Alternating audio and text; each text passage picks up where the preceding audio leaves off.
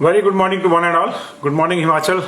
10 बज चुके हैं जी। मैं संजीव शर्मा हाजिर हूँ आपके मनपसंद टीवी चैनल पंजाब केसरी पर देर रात से लेकर अब तक की और दिन भर जिन खबरों पर नजर आनी है उन खबरों का एक छोटा सा कैप्सूल लेकर। वंशिश कोहल, गुड मॉर्निंग टू यू। कैसे हैं आप सब लोग? जो लोग कमेंट करते हैं उनके हम नाम पढ़ पाते हैं, बाकी तमाम लोग जो जुड़ रहे हैं उनको सलाम। आशीष यादव जी, बहुत बहुत शुक्रिया आपका जुड़ाव के लिए। Anita Thakur, good morning ma'am. Shalini Thakur, good morning ji. Deepak Chauhan, नमस्ते, कैसे हैं आप? सब ठीक ठाक? Suresh Kumar Kashyap ji, very good morning. Chandrashekhar Thakur ji, नमस्ते। सब लोगों का स्वागत है जिस मॉर्निंग बुलेटिन में। शुक्रवार को विशेष कैबिनेट बुलाई है हिमाचल प्रदेश सरकार ने जी, और इसको लेकर चर्चा करेंगे क्योंकि उसमें माना जा रहा है कि बंदिशें कुछ और लग सकती हैं। ये विशेष रूप से जो है कोविड की सिचुएशन को लेकर ही बुलाई गई है, क्योंकि अभी तो पिछले हफ्ते कैबिनेट हुई थी, उसमें बंदिशें इत्यादि का फैसला हुआ था। ऊर्जा राज्य में ब्लैकआउट है, आधा हिमाचल प्रदेश बिना बिजली के है। ऊपर सूर्यदेव बिल्कुल अब थोड़ा सामान्य रूप से चमक रहे हैं, लेकिन नीचे ठंड इतनी है और बारिश और बर्फबारी की वजह से अस्त व्यस्त हो गया सारा सिस्टम, और उस चक्कर में जो है अब पूरे हिमाचल प्रदेश में ब्लैकआउट है। इसकी चर्चा करेंगे रोहित भाटिया, बबलू भाटिया, राधा शर्मा, अजय रघुवंशी, यश भारद्वाज, विपिन नेगी, सबका स्वागत है। Anil Sharma ji, very warm welcome. Pankaj Sodhi ji, Pankaj Sood ji, Rohit Rai ji, Akshay K Bhardwaj ji, good morning, how are you? Hemraj ji, UB Thakur, Jogi Verma,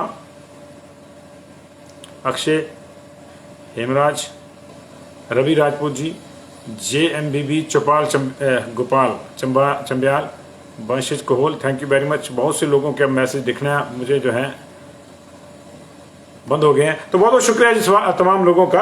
और आप कुछ बंदिशें झेल रहे होंगे, आपके बाजारों पे बंदिशें लग गई हैं, कब से कब खुलेंगे ये हमने आपको कल बताया था। ऑलरेडी नाइट कर्फ्यू है, बच्चों के स्कूल इत्यादि बंद है, तमाम शिक्षण संस्थान मेडिकल कॉलेजेस को छोड़कर और नर्सिंग कॉलेज को छोड़कर बंद है, और रात का कर्फ्यू लगा हुआ है, और दिन में जो है 5 डे का वीक हो गया है। 50% के हिसाब से ऑफिस में आना जाना हो गया है। क्लास 3 और क्लास 4 के कर्मचारियों का, क्लास 1 और क्लास 2 वाले जो है 5 दिन आएंगे।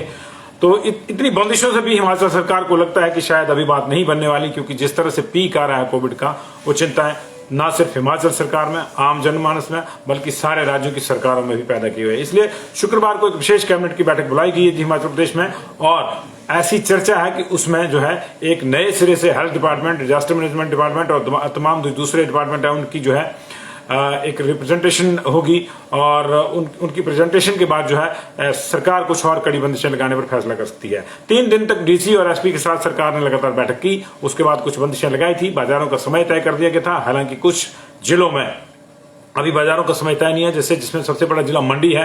हालांकि मंडी के जो कोविड के केसेज हैं वो बढ़कर जो है 100 से पार चले गए हैं वहां पे, लेकिन अभी वहां बंदिशें नहीं है। किन्नौर में बंदिशें नहीं है, ऊना में बंदिशें लग गई देर रात कल, लेकिन अभी सोलन को लेकर कुछ फैसला नहीं हो पाया है, और इसी तरह चंबा में अभी कोई बंदिश नहीं है। लेकिन ये स्थिति पे नजर रखने वाला मामला है, और उसी को जो है रिव्यू किया जाएगा 14 की कैबिनेट में। लेकिन क्या ये बंदिशें लगनी चाहिए, और क्या हम लोग, क्या समाज, क्या आम आदमी ज्यादा बंदिशें झेल सकता है? इस पर जो है आज हम एक पोल भी शुरू कर रहे हैं। आप अभी इस पे कमेंट कर सकते हैं कि कुछ और बंदिशें लगनी चाहिए या नहीं लगनी चाहिए, या आपको लगता है कि सरकार को जो है ये करना चाहिए, ये नहीं करना चाहिए। उस पर आप देखें। नई बंदिशों में ये माना जा रहा है कि आपके ट्रांसपोर्ट पर जो है, पब्लिक ट्रांसपोर्ट पर जो है कुछ बंदिशें लग सकती हैं, कि जैसे कैपेसिटी उसकी एटलीस्ट सीमित कर दी जाए बसों की 50% के आधार पर, या फिर जो है बाहर से आने वालों के लिए जो है डबल वैक्सीनेशन का सर्टिफिकेट जो है वो जरूरी कर दिया जाए। ये चीजें देखनी पड़ेंगी, और इसके बाद जो है देखते हैं कि क्या फैसला होता है क्या नहीं, लेकिन होगा। और दूसरी बड़ी खबर इस वक्त की आ रही है कि 25 जनवरी को जो एक स्पेशल सेशन बुलाया जाना था विधानसभा का,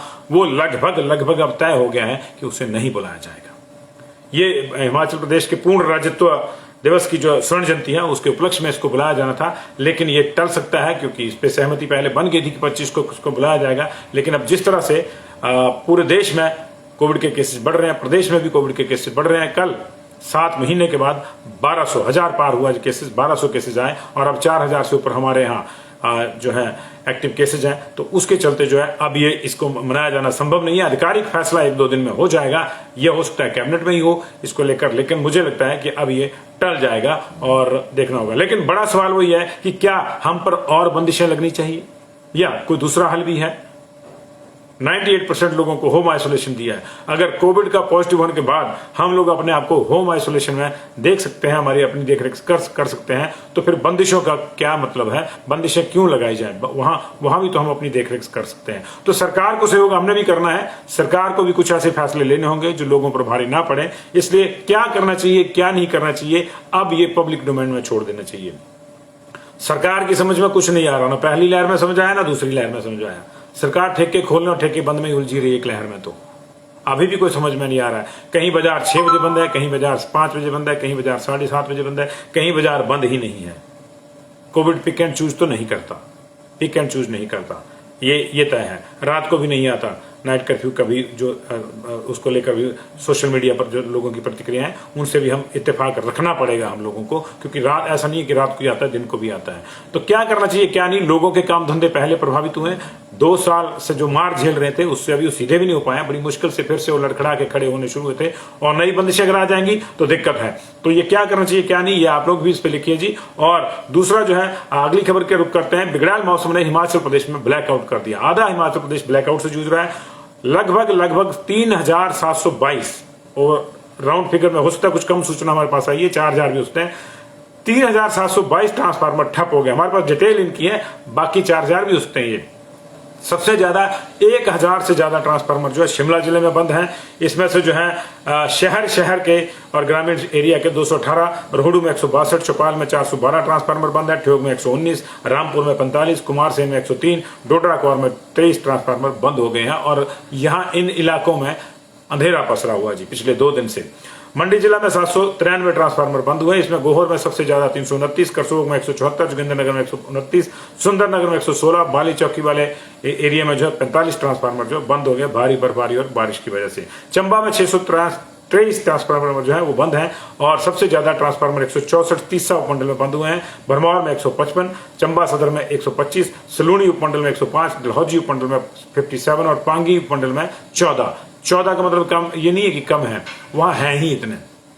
20 होंगे, 14 बंद हो गए हैं। छोटा उपमंडल है और सीमित जनसंख्या है वहां पे। कुल्लू में 686 ट्रांसफार्मर बंद हुए। इसमें से मनाली वाले रीजन में 686 में से 326, थलौट वाले रीजन में 253, और कुल्लू प्रॉपर वाला जो रीजन है उसमें 107 ट्रांसफार्मर बंद हैं। सिरमौर में 478 ट्रांसफार्मर बंद हैं जी, और इनमें राजगढ़ उपमंडल में 473 बंद हैं, जबकि नाहन में 5 है, बाकी जगह भी ठीक है सब सिस्टम।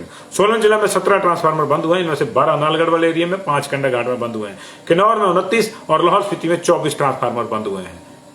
जितनी जल्दी ये रेस्टोर होंगे उतनी जल्दी जीवन जो है पटरी पर लौटेगा। एक तो पहले ही कड़ाके की ठंड है, माइनस में temperature in snow bound areas में जा रहा है रात का। ऐसी स्थिति में आप सोच सकते हैं कि हीटर इत्यादि की बात तो दूर है, अगर रात को उठ के किसी ने थोड़ा बहुत देखना भी होगा कि बर्फबारी बारिश से नुकसान तो नहीं हो रहा, तो बिजली नहीं है, तो दिक्कतें बहुत ज्यादा है जी। और कोयले इत्यादि पे पहले से जो है प्रतिबंध है, और अब मैक्सिमम गैस पे चले गए हैं। मैक्सिमम लोग, सरकार ने कह दिया कि हर घर में गैस का चूल्हा है, तो लकड़ी के ईंधन पे भी रोक है एक तरह से। तो ये चीजें जो है दिक्कत भरी है, क्योंकि बिजली के बिना अब जीवन जो है बहुत ही कठिन हो जाता है। उधर एनजेपीसी समेत बसपा, लोहरी, भावा, लारजी, डहर, चमेरा आदि तमाम बड़ी परियोजनाओं का जो उत्पादन है वो गिर गया है।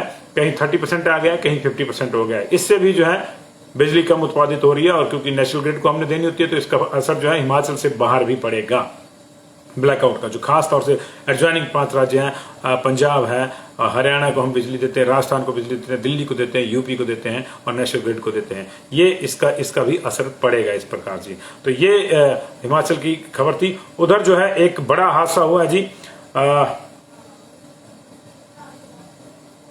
चौपाल के कुपवी में, ये नौरा वारा कोई जगह है वहां पे जी, वहां कल शाम को जो है एक बड़ा हादसा हुआ है, और एक जीप बर्फ से फिसल कर जो है खाई में गिर गई है। 400 मीटर नीचे खाई में गई है। उसमें गर्भवती महिला समेत 5 लोगों की मौत हो गई है। ये सभी स्थानीय लोग थे, बर्फबारी के दौरान किसी जरूरी काम से जा रहे थे, जीप इनकी फिसल के जो गहरी खाई में गिर गई। स्थानीय लोगों ने वहां पे जो है वो रेस्क्यू को अंजाम दिया। और दूसरी ओर रामपुर में भी, रामपुर के ब्रॉ वाले एरिया में चट्टाने गिरने से एक युवक की मौत हो गई है। तो ये हादसे हुए हैं जी लगातार। और अब बात जो है हम कोविड की करेंगे। हिमाचल प्रदेश में पिछले कल 1200 नए केसेज आए थे और कुल मिला के हमारी जो संख्या है एक्टिव केसेज की वो 4186 हो गई है। आज अभी कुछ 2 बजे का जो आएगा बुलेटिन उसमें कुछ लोग रिलीज हो जाएंगे इसमें से, लेकिन शाम तक फिर वही चिंता है क्योंकि कल पहली बार 10,000 के आसपास हम पहुंचे थे। 9,942 जो है वो टेस्ट हुए थे और 1200 केसेज वहां पे आ गए हैं। जो केसेज 1200 आए थे उनमें सबसे ज्यादा 363 केस आए थे कांगड़ा में, 169 केस आए थे सोलन में, 90 केस आए थे बिलासपुर में, 25 चंबा में, 137 हमीरपुर में, 13 केस किन्नौर में, 50 कुल्लू में, 1 केस लाहौल स्पीति में, 106 केस जो है मंडी में, 75 केस शिमला में, 100 केस जो है आया था वो सिरमौर में और 81 केस आए थे ऊना में, 169 केसेज हमने आपको बताया वो आए थे सोलन में जी। तो ये कल के आंकड़े थे। एक्टिव केसेज की संख्या जो 4186 चली गई है उसमें से 185 एक्टिव है इस पर बिलासपुर में, चंबा में 93 एक्टिव है, 449 एक्टिव है हमीरपुर में, 1265 एक्टिव हो गए हैं कांगड़ा में, 64 एक्टिव हैं इसमें किन्नौर में, 215 एक्टिव हैं कुल्लू में, 10 एक्टिव हैं लाहौल स्पीति में, 267 हैं एक्टिव मंडी में, 427 एक्टिव केसेस का आंकड़ा पहुंच गया है शिमला का और सिरमौर में 321 एक्टिव केसेस हो गए हैं, 609 सोलन में हो गए हैं, ऊना में भी 281 एक्टिव केस हो गए हैं। आपको सतर्कता रखनी होगी और कल बुजुर्गों को भी वैक्सीनेशन शुरू होगी। जो ये बूस्टर डोज है वो शुरू होगी जी। बूस्टर डोज कल 7,801 लोगों को लगी है।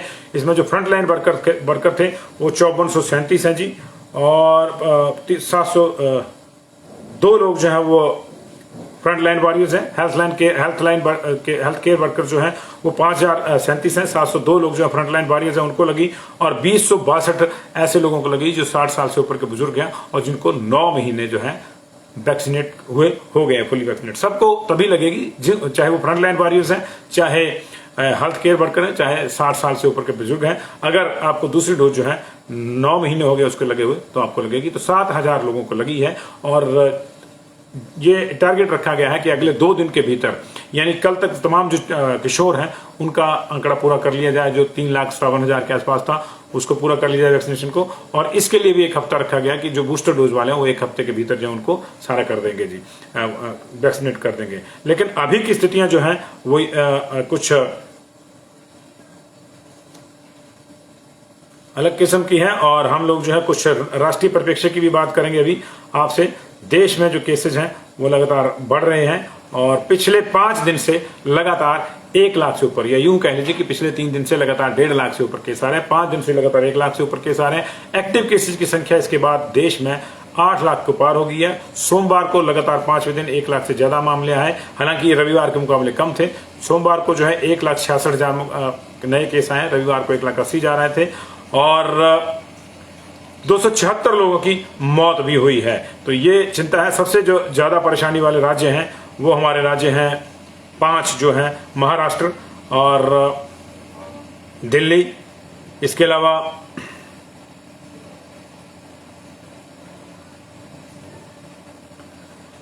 महाराष्ट्र में जो है कल 33,470 केस आए हैं, दिल्ली में 19,166 केस आए हैं, पश्चिम बंगाल में 19,286 केस आए हैं, 13,990 केस आए तमिलनाडु में और 11,698 केसेज आए हैं कर्नाटक में।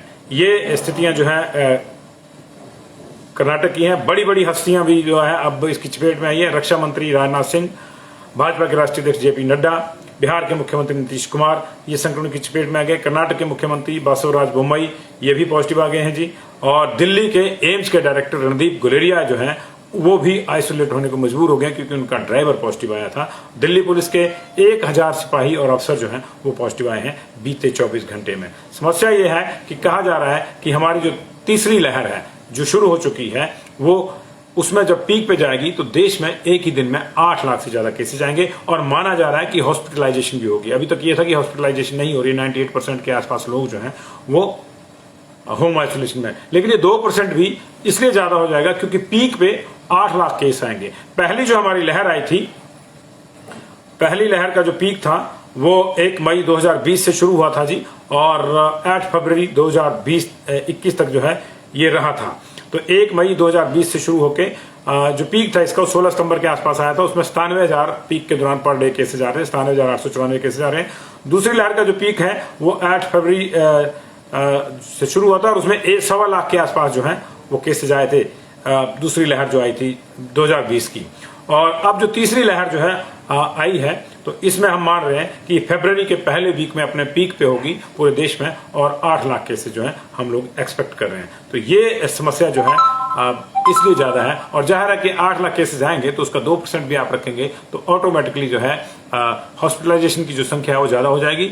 अब तक पीक में जो सेकंड पीक आई थी, जिसको फैटल माना गया था बहुत ज्यादा, उसमें जो है 25% लोगों को हॉस्पिटल में जाने की जरूरत पड़ी थी तो ओवरऑल जो इन्फेक्टेड थे। लेकिन अभी माना जा रहा है कि ये मामला जो है 35 से 40 ये ज्यादा भी हो सकता है, क्योंकि ज्यादा केसेज आएंगे तो ज्यादा लोग जो है वो हॉस्पिटलाइज होंगे। तो ये मामला है जी। लेकिन अभी इस वक्त का जो बड़ा हम आपसे सवाल करना चाहते हैं, जिसपे आपकी कमेंटिंग हमको चाहिए, और हम चाहते हैं कि उसके ऊपर कि क्या हिमाचल प्रदेश मंत्रिमंडल को और बंदिशें लगानी चाहिए? क्या हम लोग और बंदिशों को झेल सकते हैं? हम लोगों की स्थिति ऐसी है, तैयार है या नहीं तैयार होने वाली तो बात ही अलग है, लेकिन आर्थिक रूप से भी इसके बड़े असर पड़ते हैं, कामकाज पे असर पड़ता है, गरीब आदमी पे असर पड़ता है। जिसको सरकारी नौकरी है उसके लिए सहूलियत है कि उसको घर बैठे भी वेतन मिल जाएगा, या इसकी इधर उधर नौकरी भी लगेगी, 50% के हिसाब से भी काम करेगा, एक दिन जाए एक दिन, तो कई सहूलतें उसको मिलेंगी। लेकिन गरीब आदमी को, दिहाड़ीदार को 50% के आधार पर कौन पैसे देगा? खास तौर से जो सरकारी डिपार्टमेंट में भी दिहाड़ी नहीं करते। मनरेगा वालों की दिहाड़ी क्या आप इस तरह से करेंगे 50% के हिसाब से कि ठीक है जी, आप जो है इस दौरान एक दिन दिहाड़ी लगाइए, एक दिन घर पे रहिए? ये व्यवस्था तो सबके लिए होनी चाहिए ना। क्लास 3 और क्लास 4 से नीचे की व्यवस्था नहीं है अभी ये। बेलदार, सड़क पे काम करने वाला, या फिर जो प्राइवेट काम करता है दिहाड़ी मजदूरी, उसके क्या सोचा जाएगा? उसके लिए भी तो कोई पैकेज होना चाहिए। अगर ऐसी स्थिति है, सबको पैकेज दिए जी, सबको पैकेज दिए, एम्प्लॉयज को पैकेज दिया, बाकी वर्गों को पैकेज दिया, ट्रांसपोर्ट सेक्टर को पैकेज दिया, टूरिज्म सेक्टर को पैकेज दिया। आम आदमी को क्या पैकेज है? वही 2 किलो गेहूं, 4 किलो आटा। इस पैकेज से क्या होता है? और वो भी महंगा हो गया है डिपो में। तो बहुत बहुत शुक्रिया जी आप लोगों का। और ये जेओटी वाला मामला हमारे ध्यान में है, जिसको उठाएंगे, इसके लिए हमने टाइम रात का 9:30 बजे का रखा है। वहां आप संख्या में जुड़ते हैं दिन भर, उसको शेयर भी कर दीजिए करें। शाम वाले जो बुलेटिन उसको शेयर भी कर दें। कमेंटिंग आपकी अच्छी है, उस पर शेयर भी करेंगे तो अच्छा हो जाएगा उसका। बहुत thank you very much ji.